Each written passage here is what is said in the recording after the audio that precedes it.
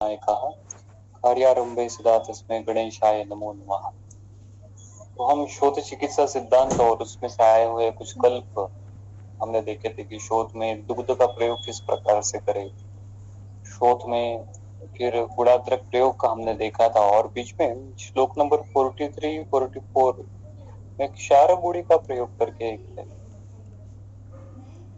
तो वो भी अभी देखेंगे। श्लोक नंबर 43 क्षारद्वयं स्यात् लवणानि चत्वार्यो अजोरजो योष फलत्रिके च सपिप्पली मूल विडंग सारम मुस्ता अजमोदा अमरदारु बिल्वम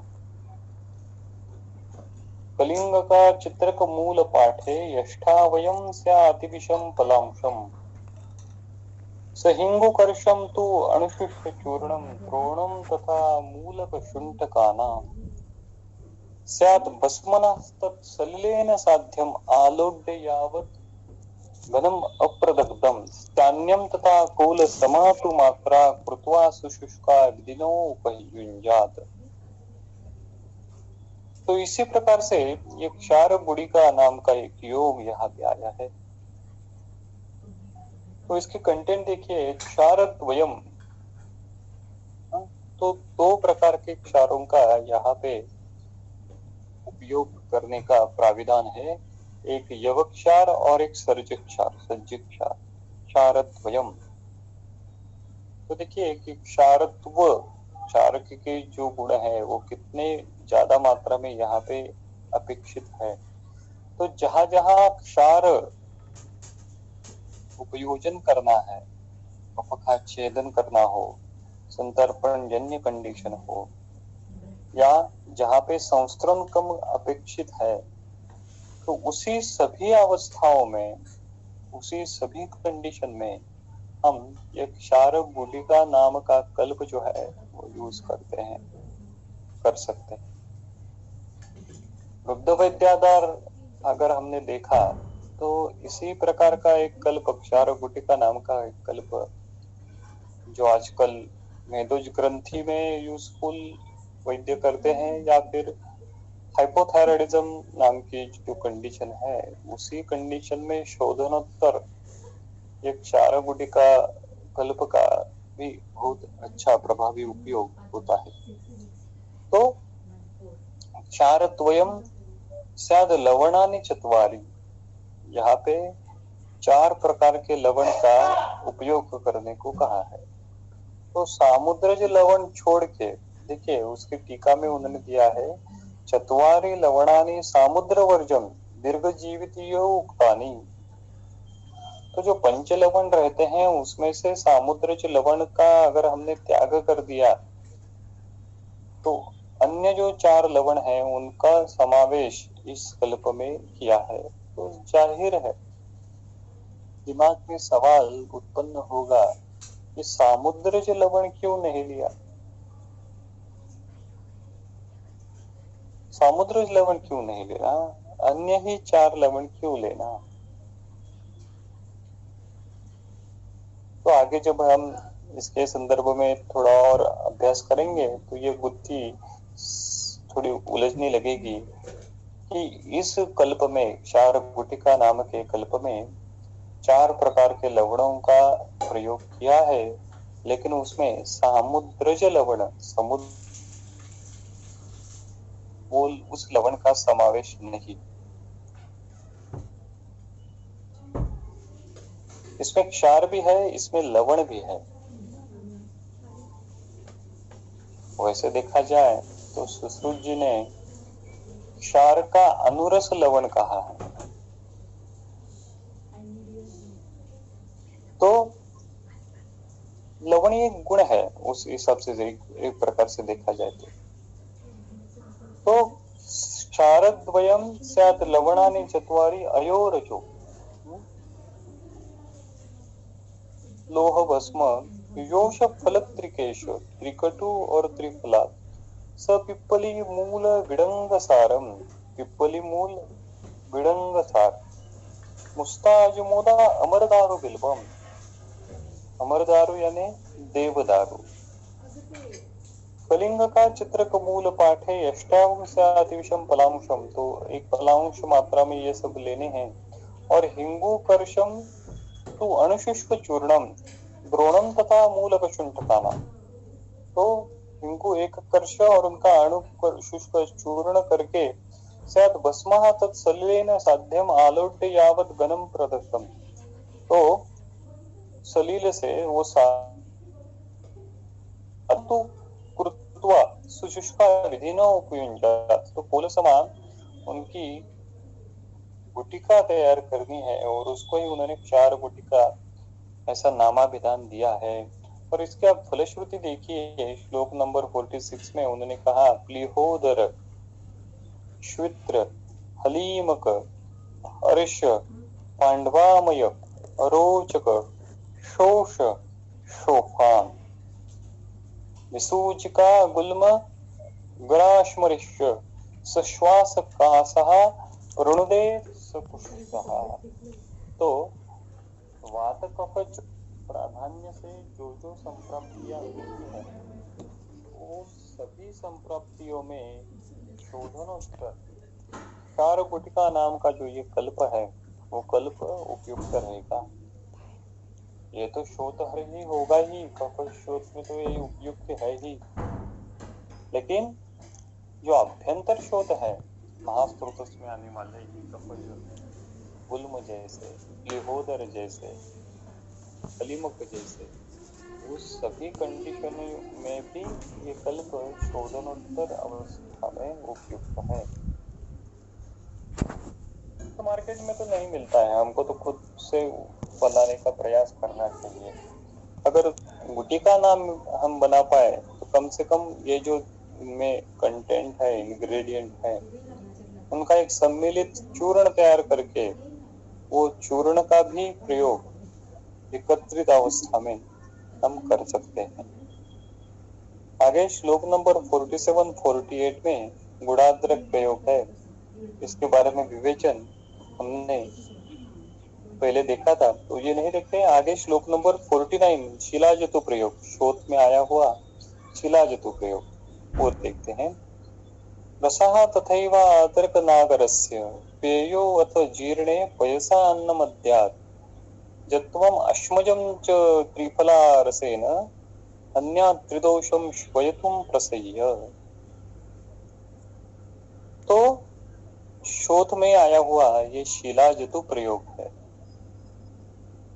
वैसे एक शिलाजतु का प्रयोग रसायन चिकित्सा अधिकार में ही आया है। शिलाजतु ये मेदोगामी कफहर द्रव्य है। तो इसमें अभी ये क्या कहते हैं, देखिए कि आर्द्रक नागरस्य रसः तथा एव पेय, ऊपर का जी लाइन है उसका अगर हमने अन्वय लगाया तो आर्द्रक नागरस्य रसः, तो अदरक या फिर शुंठी का नागरस्य रसः, उसका रस जो है वो भी तथा एव पेय, उसी प्रकार आप ले सकते हैं। अभी ये तथा एव का संदर्भ क्या है? ये तथा एव का संदर्भ ऊपर का श्लोक नंबर 47 है। ये गुणाद्रक से संबंधित है।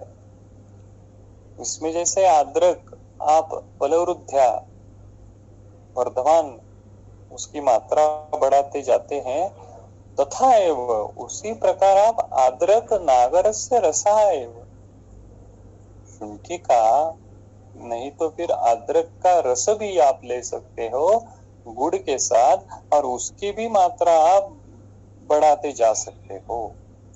तो केवल शुष्क आद्र या फिर आद्र नागर ऐसा भी नहीं, उसका रस भी आप शोध चिकित्सा में उपयुक्त कर सकते हो। वो भी वर्तमान मात्रा में उस रस का भी प्रयोग आपको करना है। इसलिए उन्होंने यहाँ पे तथा एव इस शब्द का उपयोग किया। अदरक नागरस्य रसः तथा एव पेयः, और बाद में उन्होंने कहा अथ जीर्णे, अब वो रस, वो औषध गुड़ के साथ दिया हुआ अदरक का रस या फिर गुड़ के साथ दिया हुआ जो है वो नागरस्य रस, वो जीर्ण होने के बाद, यहाँ पे भी ये वैद्य ने सोचने की बात है कि जो गुड़ मैं यूज कर रहा हूँ वो कम से कम सेंद्रिय होना चाहिए, वो विषमुक्त, कम से कम उसमें केमिकल जो आर्टिफिशियल टॉक्सिन है वो उसमें कम से कम होनी चाहिए। तो उसका सोर्स वैद्य ने ढूंढना चाहिए, मिलता है। तो इस प्रकार का गुड़ जो है वो वैद्य ने औषधि कल्पनाओं में प्रयोग करना चाहिए। और ऐसे गुड़ के साथ प्रयोज्य किया हुआ अदरकस्य या फिर नागरस्य रसः वर्धमान मात्रा में लेते हुए उसका जब पचन हो जाता है तब जीर्णे अत जीर्णे, वो जीर्ण के बाद क्या कीजिए, अन्नम वयसा अद्या, जब फिर से अग्नि संदुक्षण हो जाए तो उस अवस्था में ओदन भात के साथ पैसा अद्या, दूध और भात, इसका सेवन रुग्ण ने करना चाहिए।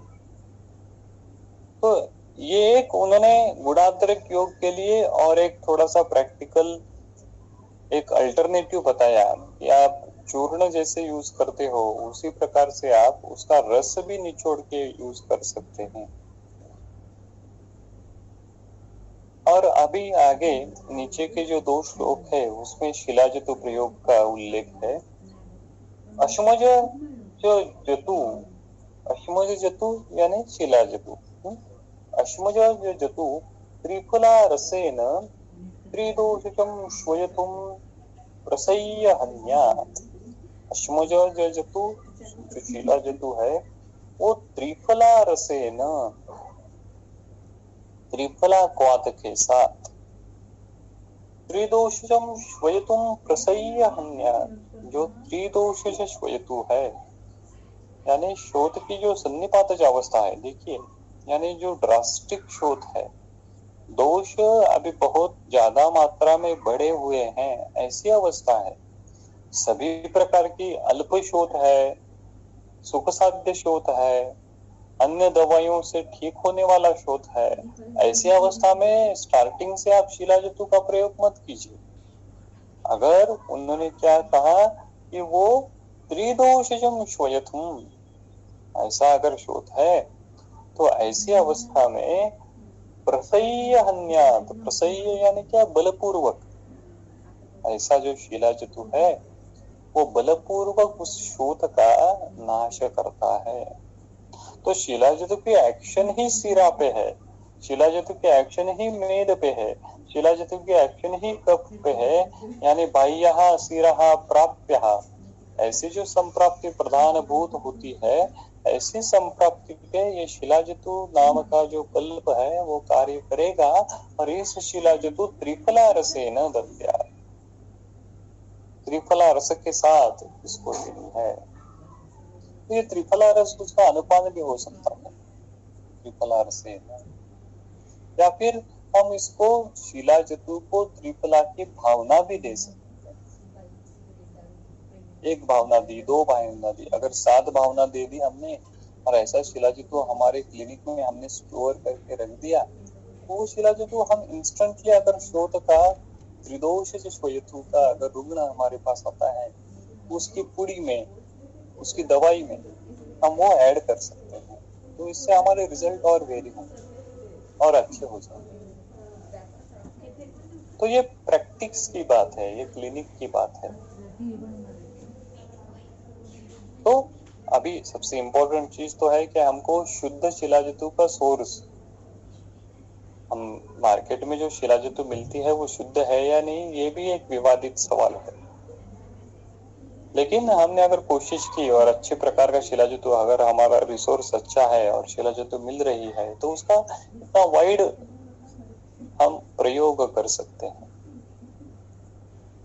तो यहाँ पे शिलाजतु त्रिफला रसेन, त्रिफला रस के साथ उसका प्रयोग करने को कहा है। इसी प्रकार से देखिए शिलाजतु के विभिन्न प्रयोग आते हैं, व्यवहार में भी हम चंद्र प्रभा का प्रयोग करते हैं, तो उसमें भी शिलाजतु है। तो चंद्रप्रभा भी वाइड उपयोग में लाने वाली वैद्यों की सबसे पसंदीदा दवाइयों में से एक दवाई।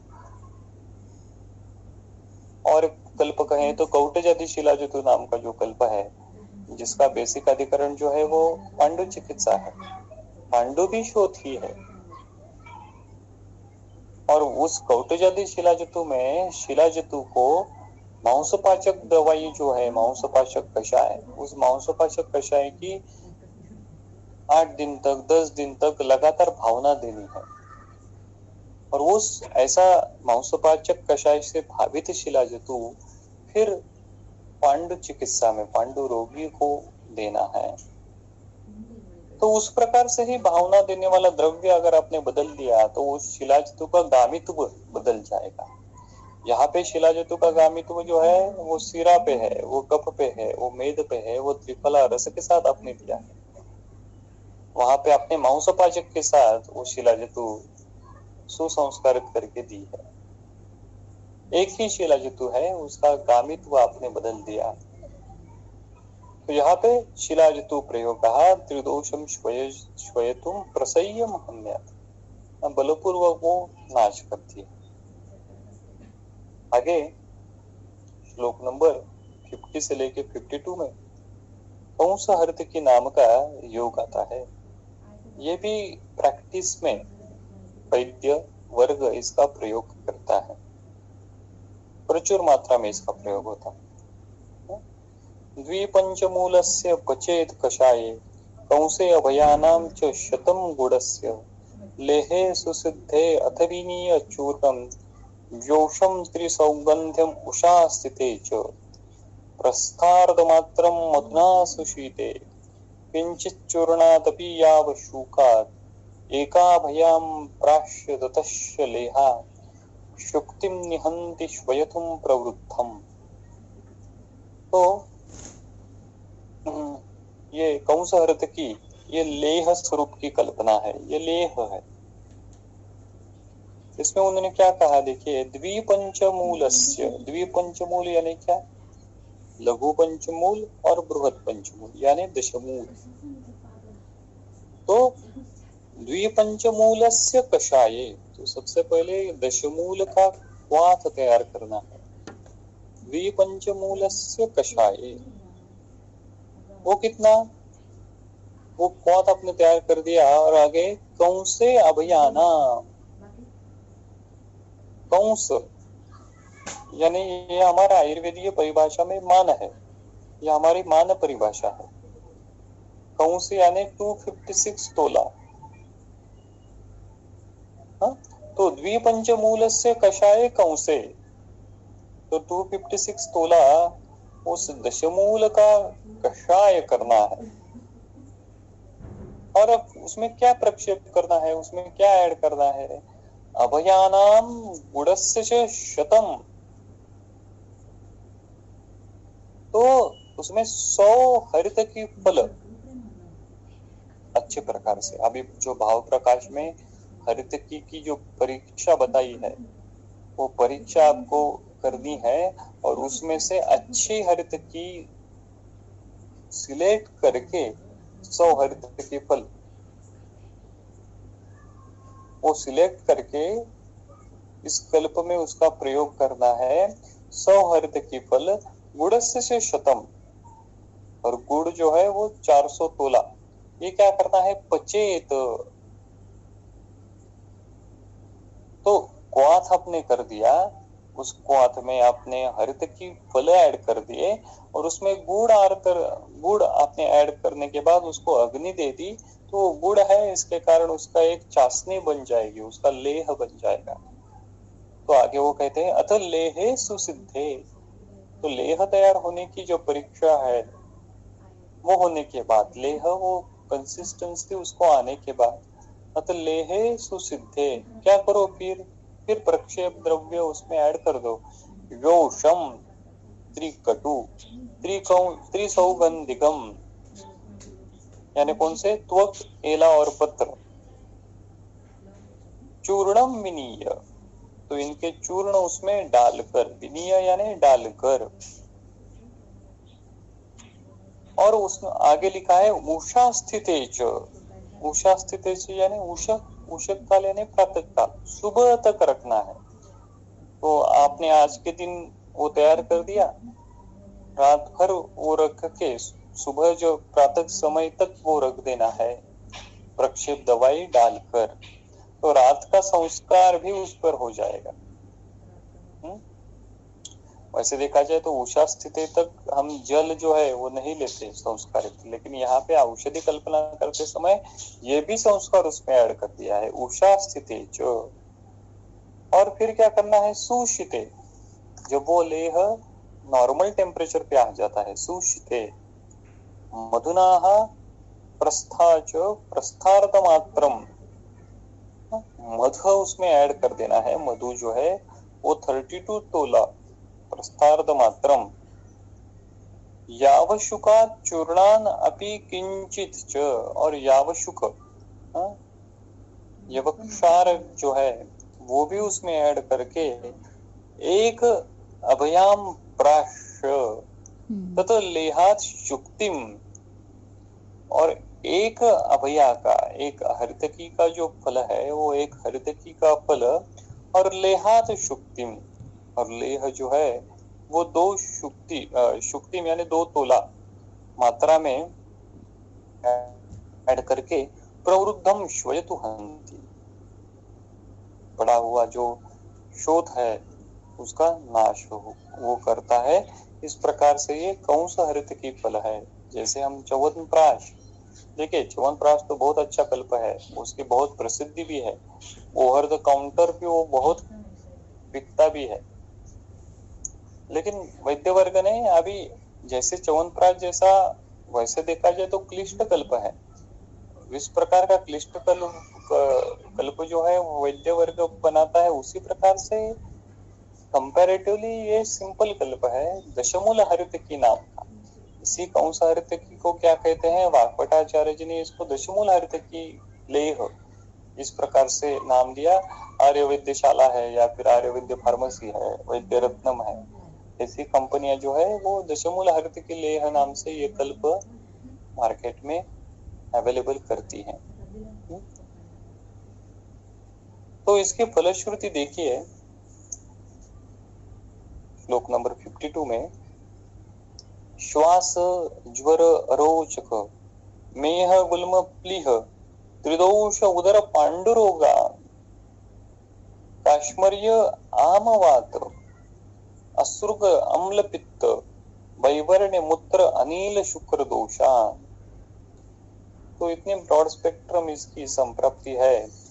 तो हमने देखा कि हर एक अभ्यंतर स्रोत से जो है, अब ज्वर है तो रसभव स्रोत में अगर अभ्यंतर शोथ है, श्वास है यानी प्राणभव स्रोत में उत्पन्न जो अभ्यंतर शोथ है, इस प्रकार से महास्रोत में उत्पन्न होने वाला जो अभ्यंतर शोथ है, तो ऐसी सभी अवस्था में ये दशमूल हरितकी लेह आमवात है।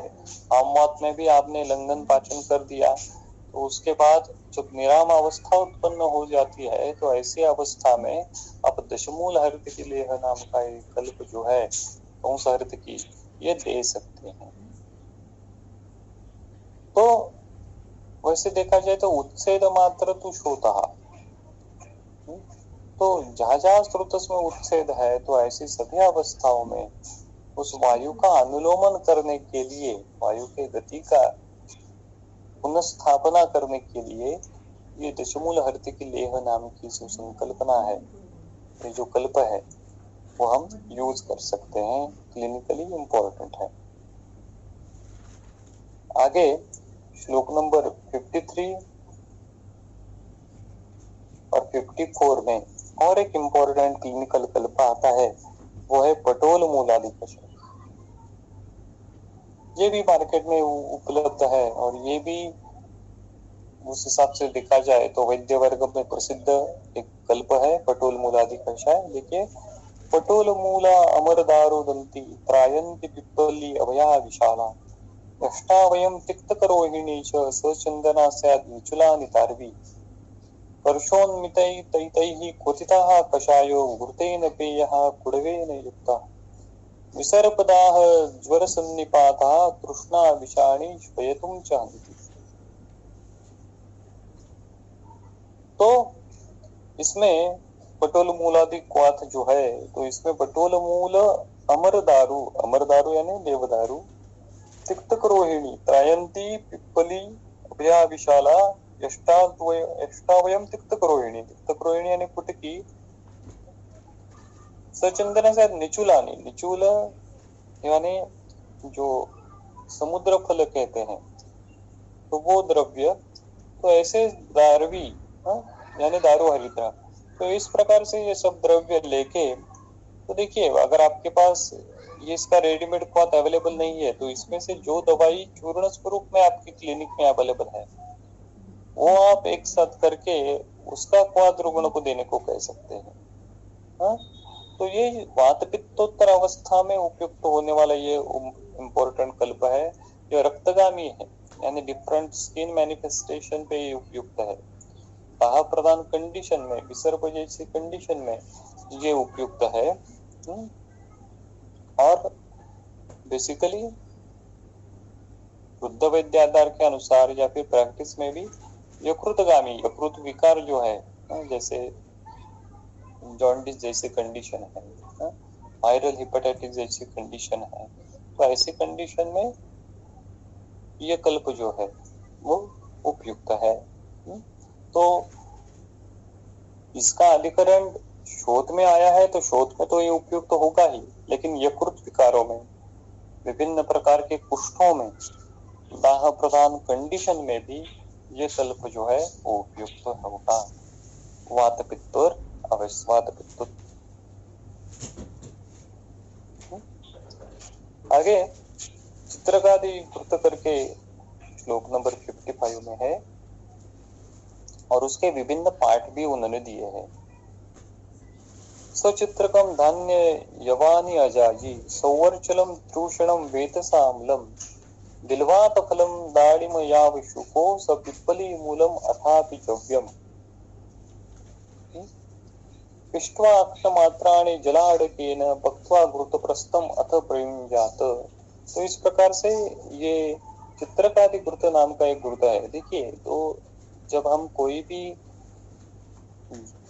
चिकित्सा पढ़ते हैं, शास्त्र में से कोई भी विभिन्न कल्प पढ़ते हैं, तो जैसे हमने पिछली बार भी कहा था, तो इस अध्याय में आए हुए दुग्ध कल्पनाएं कौन सी है, इसका एक अलग टेबल आप अगर बनाते हैं, इस कल्पना में, इस अध्याय में आई हुई चूर्ण कल्पनाएं कौन सी है, इस अध्याय में आई हुई वटी कल्पनाएं कौन सी है, इस अध्याय में आई हुई लेह कल्पनाएं कौन सी है, इस अध्याय में आए हुए अभी घृत कल्पनाएं कौन सी है, इसका अगर अलग अलग प्रकार से आप टेबुलेशन करोगे, तो रुग्ण की अवस्था देख के, दोष की स्थिति देख के आप इनमें से कोई कल्पना आप यूज कर सकते हैं। तो ये संहिता बेस्ड प्रैक्टिस अगर हमको करनी है, तो इस प्रकार से क्लासिफिकेशन, अध्यायों का भी चिंतन, श्लोकों का भी चिंतन, इस प्रकार से अगर हम नोट्स निकाल के हुए करते हैं, तो वो रुग्ण समझने में, रुग्ण को दवाई देते समय आसानी हो जाएगी। तो ये चित्रकादि घृत नाम का घृत यहाँ पे आया है। आगे देखिए, उसके अधिकरण में वो कहते हैं, अर्षांसि गुल्मं श्वयथुं च कृष्यं निहंति वह्निं च करोति दीप्तम। ये अग्नि दीप्त करने वाला कल्प है। तो आमवात में भी है, हम कल्प यूज कर सकते हैं जब सामता पूरी तरीके से नष्ट हो जाए, तो ऐसे निरामावस्था में अग्नि दीप्ति के लिए भी ये कल्प हम यूज कर सकते हैं। विभेद कृतम व अष्टगुणाम्बु सिद्धम सचित्रक्षारम उदार वीर्यम।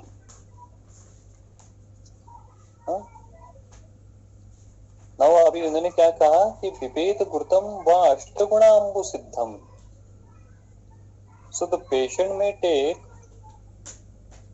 medicated ghruta prepared in 8 times its quantity of water with चित्रक and the यवक्षार। तो चित्रक यवक्षार सिद्ध इन अष्टगुण जल, ये भी उन्होंने एक प्रकार से अलग पाठभेद दिया है। और वृद्धिस गुरुत जो चित्रक और यवक्षार सिद्ध है वो क्या है?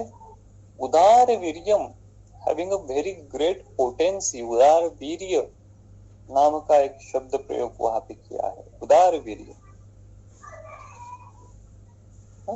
और इसी प्रकार से कल्याणकम वापि सपंचगव्यम तिक्तम महत्वापि अथ तिक्तकम वा, तो इसी प्रकार से रुग्ण जो है वो कल्याण गुरुत, पंचगव्य गुरुत, तिक्तक गुरुत, महातिक्तक गुरुत, इस प्रकार के गुरुत यूज कर सकता है।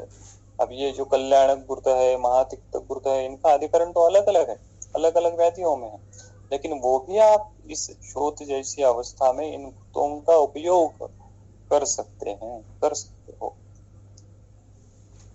तो चित्रक गुरुत बेसिकली उसका वर्णन अभी चल रहा है, उसके विभिन्न पाठभेद अभी दिए हैं, और एक चित्रक गुरुत जैसा ही कल्याण गुरुत शोथ में, उसी प्रकार से महातिक्तक गुरुत जो कुष्ठ में आया है, तिक्तक गुरुत, उसका भी प्रयोग आप कर सकते हो। आगे वो कहते हैं श्लोक नंबर 58-59 में, चित्रक गुरुत का अभी दूसरा पाठ उन्होंने दिया है। क्षीरं घटे चित्रक कल्कलिप्ते तद्यागतं साधु विमथ्यतेन तज्जं घृतं चित्रकमूलगर्भं तक्रेण सिद्धं श्वयथुग्नम अग्र्यम। देखिए क्या कहा उन्होंने, श्वयथुग्नम अग्र्यम।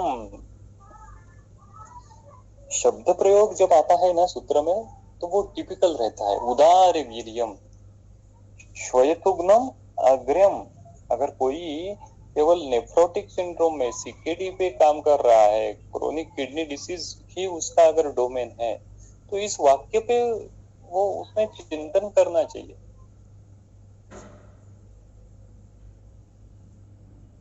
तुग्नम अग्र्यम, क्या कहा उन्होंने, चित्रक कल्कलिप्ते घटे। तो एक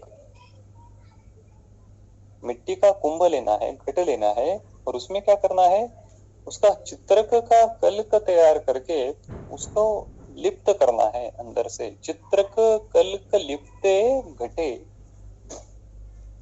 और बाद में क्या है, दध्यागतम क्षीरम। देखिए शब्द प्रयोग, चित्रक कल्क लिप्ते घटे दध्यागतम क्षीरम। दध्यागतम क्षीरम यानी क्या, जिस दूध का दही हुआ है ऐसा दूध, यानी अभी फर्मेंटेशन प्रोसेस उस दूध में शुरू हो गई है, उसका दही बनना शुरू हुआ है, दही बन गया है कुछ कुछ मात्रा में, ऐसा दूध उस घट में ऐड करना है जिसमें चित्रक कल्क लिप्त है। तो चित्रक कल्क लिप्ते घटे दध्या आगतम क्षीरम। और क्या करना उसको, साधु विमथ्य। साधु यानी क्या, अच्छी प्रकार से, विमथ्य यानी क्या, मंथन करना। और फिर तेन तक्रेण सिद्धम, और ऐसे दही से जो तक्र बनता है उस तक्र को सिद्ध करो। सिद्धम तज्ज, तज्ज, तज्ज यानी उससे निर्मित, जो यानी निर्मित, तज्ज चित्रक मूल गर्भम घृतम अग्रम श्वयतुग्नम। तो उस तक्र का आप फिर से नवनीत तैयार करो, उस नवनीत का फिर से आप घृत तैयार करो, और ऐसा जो घृत है वो अग्रम श्वेतुग्नम। तो ये थोड़ी सी क्या बोलती है उसको, टाइम कंज्यूमिंग प्रोसेस है। चलिए टाइम कंज्यूमिंग तो है लेकिन उसका एंड रिजल्ट अच्छा है। और श्वेतुग्नम अग्रम उन्होंने कहा। इसी प्रकार का और एक अन्य कल्प आता है तक्र के संदर्भ में, वो वर्ष में आता है, वहां पे सिर्फ तक्र तक की बात है, तक्र को उसको सिद्ध करना है। चित्रक कल्क घट जो है वो लिप्त करो, वहां पे आप उसको दही को लगाए, और दही से जो दूध तक्र मिलता है उस तक्र उस रुग्ण को, अर्श रुग्ण को देने का वहां पे प्राविधान है। यहाँ पे घृत सिद्ध करता है। तो देखिए, तो चलो घृत आप नहीं बना सकते हो, कम से कम आप तकर तो रेडीमेड उस रुग्ण को बना के दे सकते हो। चित्रक कल्क लिप्ते घटे, तो इस प्रकार के जो प्रयोग है, केवल चिकित्सा करना यानी केवल दवाई देना, रसकल्प देना, केवल पंचकर्म बताना, इतनी ही बात नहीं है। कुछ आहार में कुछ पॉजिटिव मॉडिफिकेशन बताना। पथ्य तो हम बताते हैं, ये मत करो, वो मत करो, हा? वो तो ठीक है, लेकिन क्या करो, इसमें ये क्या करो, जो जो बात हमसे नहीं हो पाती ज्यादा तक, हम पॉजिटिव पथ्य जो है वो बहुत ही कम बताते हैं। बंद करने वाली चीजें हम ज्यादा बताते हैं, लेकिन क्या करो, ये करने में, खाने पीने में हम ज्यादा चीजें नहीं बता पाते। तो इसमें ये चीज ऐड करनी चाहिए। क्या अगर आप अर्श के रुग्ण हो, अगर आप गृहिणी के रुग्ण हो, अगर आप शोथ के रुग्ण हो, तो चित्रक कल्क लिप्ते घटे दध्यागतम क्षीरम साधु विमथ्य, इतना तो रुग्ण कर सकता है। आगे का घृत वगैरह तो ठीक है, साधु विमत्य की बात है वो रोज कर सकता है। तो ऐसा करके उसको कम से कम वो सिद्ध तकर पान, वो ज्यादा रिजल्ट ओरिएंटेड होगा।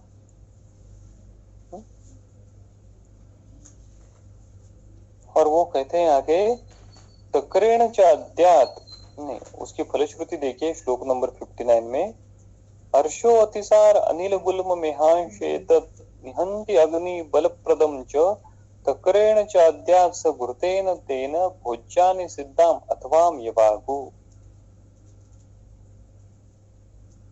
क्या कहा उन्होंने? तेन तकरेण भोज्यानि अद्यात, तकरेण, तो उस तकर से भोज्यानि अद्यात, तो जो आहार द्रव्य है उस तकर के साथ आप सेवन करो। अथवा सिद्धम यवागुम, अथवा सिद्धम यानी वो सुकृत से यवागु सिद्ध करके, वो जो चित्रक घृत है, चित्रक मूल गर्भ सिद्ध घृत जो है, उससे आप यवागु सिद्ध करके वो यवागु भी आप रुग्ण को दे सकते हो। तो इस प्रकार से चित्रक घृत नाम का एक योग आता है, ये भी आप रुग्ण को पॉजिटिवली उसकी आहार संकल्पना में, आहार विधि में बता सकते हैं। आगे आईबीएस के बहुत सारे रुग्ण आते हैं, उस आईबीएस के रुग्ण को भी आप ये साधु विमथ्य तक चित्रक कल्क घटे लिप्ते दध्यागतम क्षीरम साधु विमथ्य, ये बता सकते हैं। आगे श्लोक नंबर 60 में, जीवंती अजाजी शटी पुष्कराहि सकारवि चित्रक बिल्व मध्यैहि सयाव शुकैहि बद्र प्रमाणे रुक्षाम्ल युक्ता गुप्ततैल भृष्टा। क्या बताया उन्होंने? बदर प्रमाणे, बदर प्रमाण ये फिर से हमारी मान परिभाषा है। बदर प्रमाण, देखिए हमारी मान परिभाषा हमको मालूम होनी चाहिए, नहीं तो क्या होता है। एक उदाहरण देखिए, चरक शारीर स्थान का जो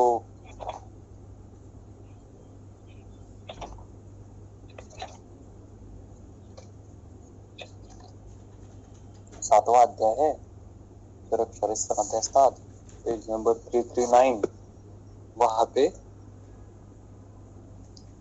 उन्होंने शरीर के विभिन्न जो भाव हैं उनके संदर्भ में अंजलि प्रमाण का वर्णन किया है।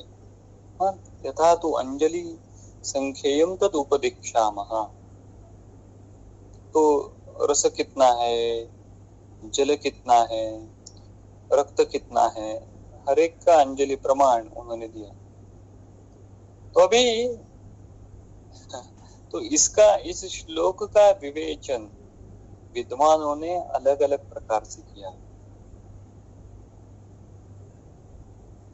कोई कोई इसका संदर्भ जो है, इसका स्पष्टीकरण जो है, वो एलोपैथी के, कन्वेंशनल साइंस के परिप्रेक्ष्य में भी बताने का प्रयास करते हैं। कुछ कुछ विद्वानों ने तो देखिए कि हमारी हाथ की अंजलि कितनी होती है, उसमें कितनी क्वांटिटी जल आ सकता है, इनटू जो उदक है, इतने शरीर में ब्लड है, तो ब्लड वॉल्यूम आचार्यों को मालूम था। इस प्रकार से भी रचना की है। हमको उस प्रवाद में, उस वाद में नहीं पढ़ना है, लेकिन संहिताकारों को क्या अपेक्षित भाव है, ये समझने का प्रयास तो जारी रखना है।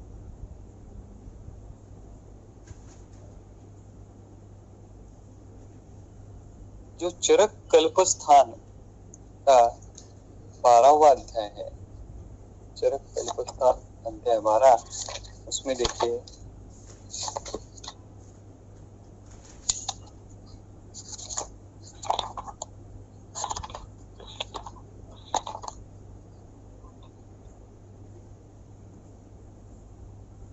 श्लोक नंबर जो 93 है, पेज नंबर 675।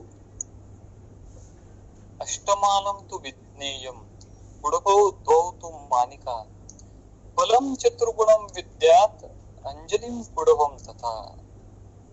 अंजलि जो है वो हमारी मान परिभाषा है। तो ये जो अंजलि परिमाण हमारे चरक शारीर स्थान के 7वें अध्याय में दिया है, उस अंजलि का एक अर्थ बलम चतुर्गुणम विद्यात्, इस प्रकार से भी हो सकता है। तो हमारी मान परिभाषा है।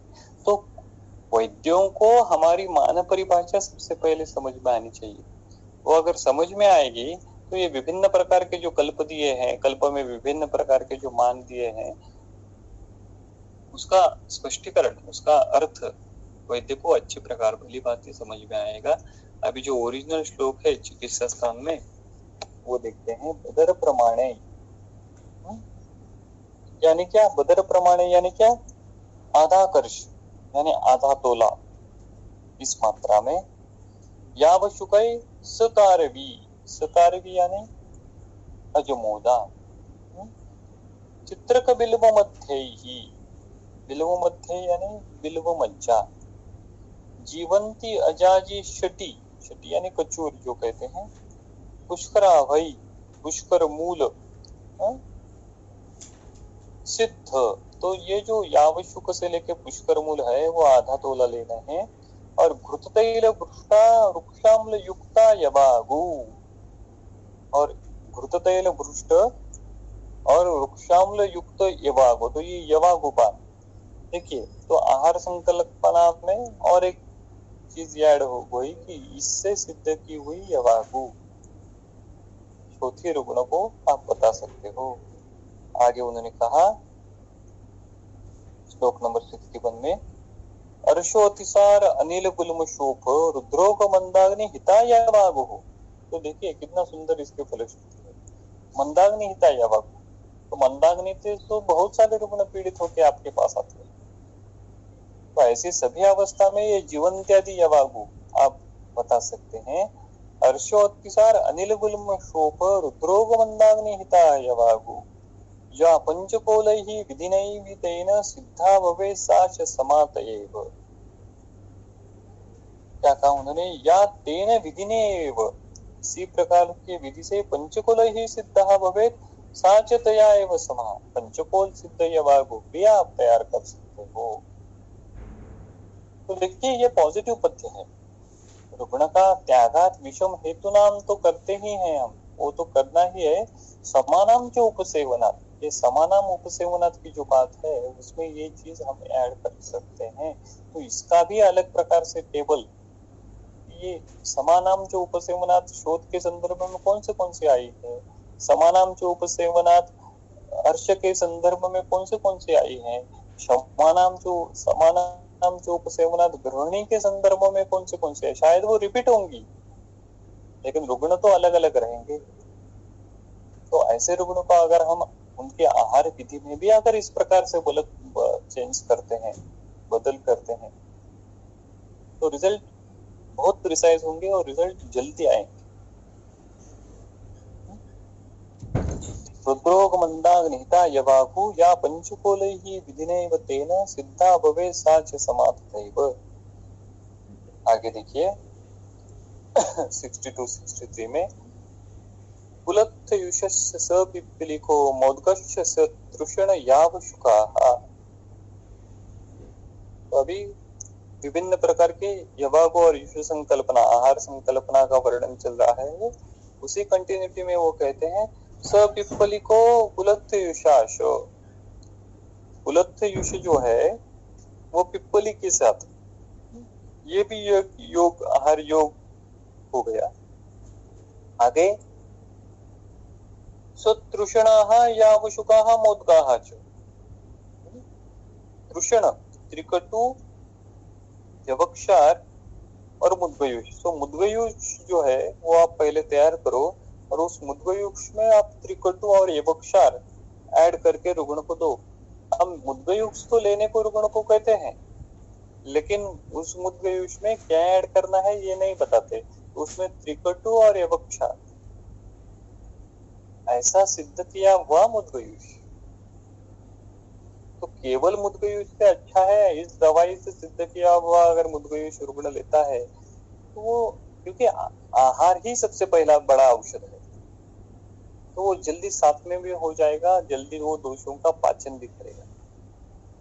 तो दिमाग में ये बात होनी चाहिए, शायद ये बात अभी मेरे दिमाग में आ रही है कि हमारी औषध की जैसी एक पुड़ी रहती है, इसी प्रकार की पुड़ी एक आहार की पुड़ी होनी चाहिए। एक पुड़ी जो है, एक जो दवाई जो है वो सुसंस्कृत जल के लिए, एक पुड़ी जो है वो आहार सुसंस्कृत करने के लिए, और एक पुड़ी जो है, एक जो कल्प योजना जो है वो व्याधि प्रत्यनिक, दोष प्रत्यनिक, हमारे जो कल्प रहते हैं विभिन्न उनके लिए। तो इस प्रकार से अगर हम विचार करके योजना करते हैं, सुसंस्कृत जल के लिए एक पुड़ी जो है वो आहार के लिए और एक पुड़ी जो है वो औषधियों के लिए, तो वो होलिस्टिक अप्रोच हो जाएगा, पूरी तरीके से अच्छा अप्रोच हो जाएगा। तो इस पे थोड़ा सा और चिंतन करने की अपेक्षा है कि सतृषण यावशुकः मोदकः च। आगे कहते हैं रसस्तथा विष्किर जंगलानां सकुर्म गोधा शिखी शल्लकानां। तो अभी मांस रस की बात आ गई। सकुर्म यानी कच्छप, गोधा शिखी, शिखी यानी मोर, मयूर, शल्लकानाम विष्किर जंगलानाम रसा। तो इस प्रकार से विष्किर और जंगल प्राणियों का रस, मांस रस। और आगे 63 में उन्होंने शाकों का वर्णन किया। शाखार्थिनाम सुवर्चिलाम गुंजनकम पटोलम स यावसी मूलक वेत्र निम्बम शाकार्थिनाम शाकमिति प्रशस्तम भोज्ये पुराणस्य यवासशाली। और शाकार्थिनाम वन हु डिजायर वेजिटेबल्स, तो जो वेजिटेरियन है, अगर नॉन वेजिटेरियन है तो कौन किस प्रकार का मांस रस सेवन करना है। विष्किरानाम जंगलानाम रसा।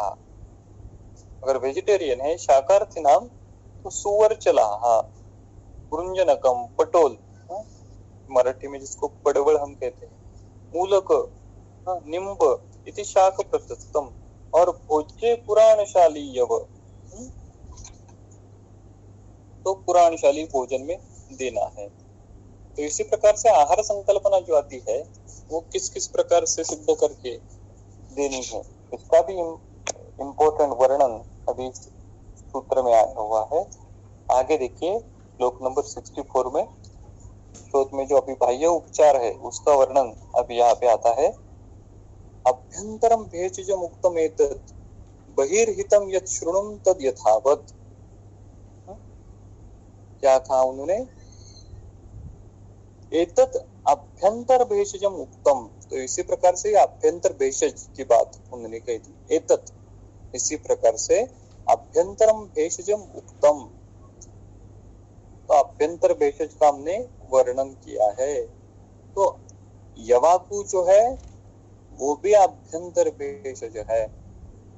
विभिन्न प्रकार के शाकों का जो वर्णन है वो भी अभ्यंतर भेषज है। आहार भी भेषज है। इस पे हम ज्यादा जोर नहीं देते प्रैक्टिस करते, तो इस पे और ज्यादा जोर देना है। इस पे और ज्यादा चिंतन करना चाहिए।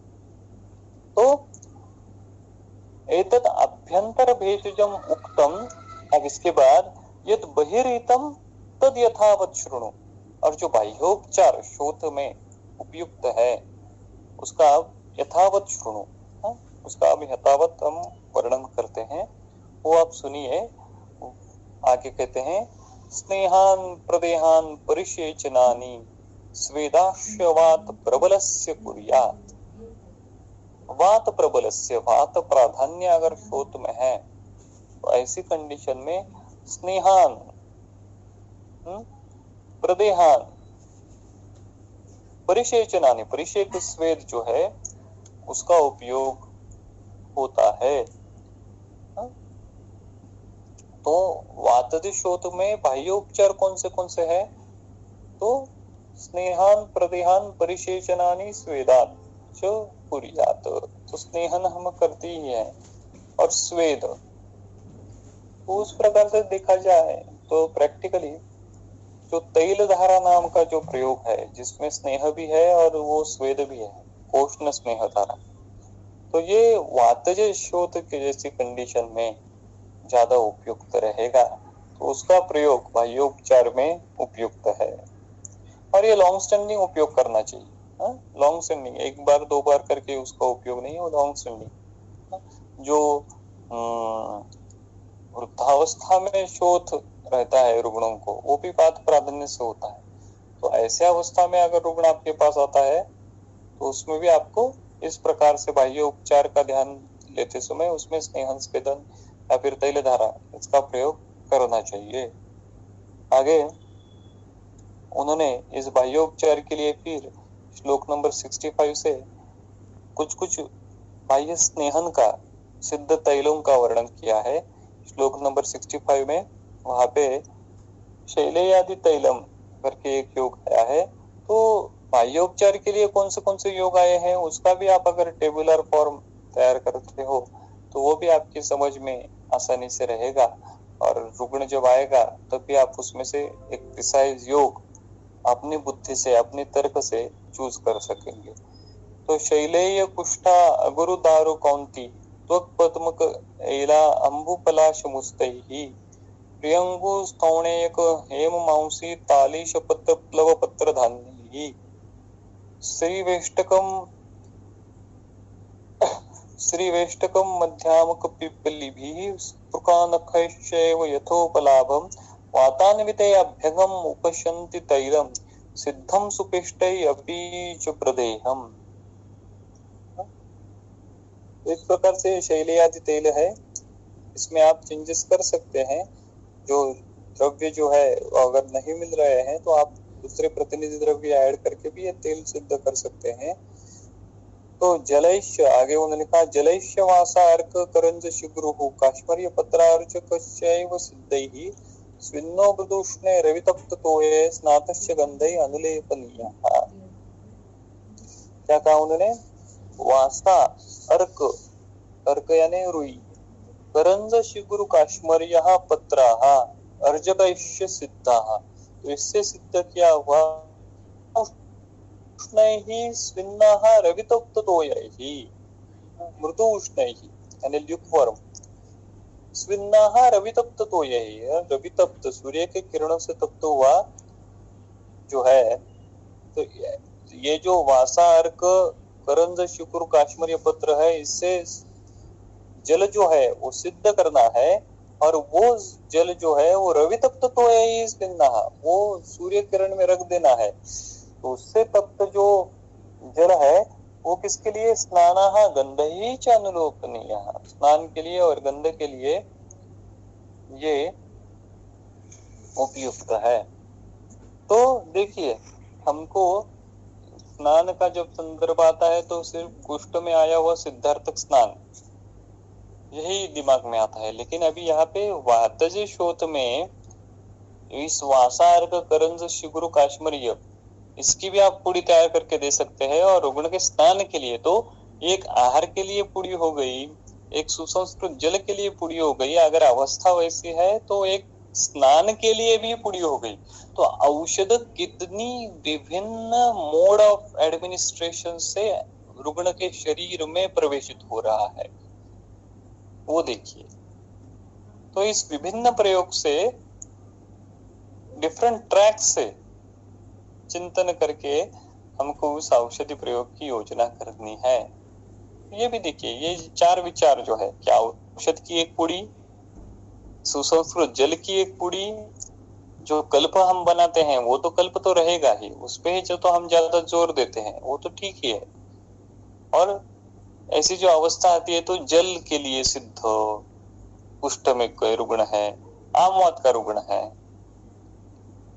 तो हम ये सोचते ही नहीं। जो हमारे पास आमवात का रुग्ण आता है तो वो तो स्नान तो डेली करेगा, तो वो अगर स्नान डेली करेगा तो वो किस जल से करेगा? हमारे पास कुष्ठ का रुग्ण तो डेली आएगा, वो स्नान किस जल से करेगा? हमारे पास यकृत रोगी आएगा तो वो स्नान किस जल से करेगा? हमारे पास शोथ का रुग्ण आएगा, वो स्नान किस जल से करेगा? तो इस संदर्भ में भी ये सोचना चाहिए। अगर आईपीडी में रुग्ण है तो आप दे सकते हैं, लेकिन ओपीडी बेसिस पे रुग्ण है तो उसकी पुड़ी तैयार करके उसके स्नान की जो जल है उसमें वो डाल के उबाल के वो पानी रुग्ण स्नान के लिए यूज कर सकता है। इस प्रकार से इसकी क्लिनिकल यूटिलिटी है, हम प्रैक्टिस में ला सकते हैं। तो वासार्क करंगस्य गुरु काश्वर्य पत्र अर्जकैश्च सिद्ध मृदु उष्णैः स्विन्नः रवितप्त तो ये देखिए कितना मृदु और स्विन्न किया है उसको डायरेक्टली अग्नि संतप्त भी नहीं किया, रवितप्त तो ये सूर्य किरण से ही उसको तप्त किया। और स्नान गंध ही अनुलेपनीय। तो इस प्रकार से ये वातज शोथ में किया जाने वाला ये बाह्य उपचार है। आगे श्लोक नंबर 68 में से वहां पे पित्तज शोथ में जो बाह्य उपचार है, तैल प्रदेह है, उसका उन्होंने वर्णन किया है। वो अब अगली बार पढ़ेंगे, यहाँ पे अभी रुकते हैं। धन्यवाद।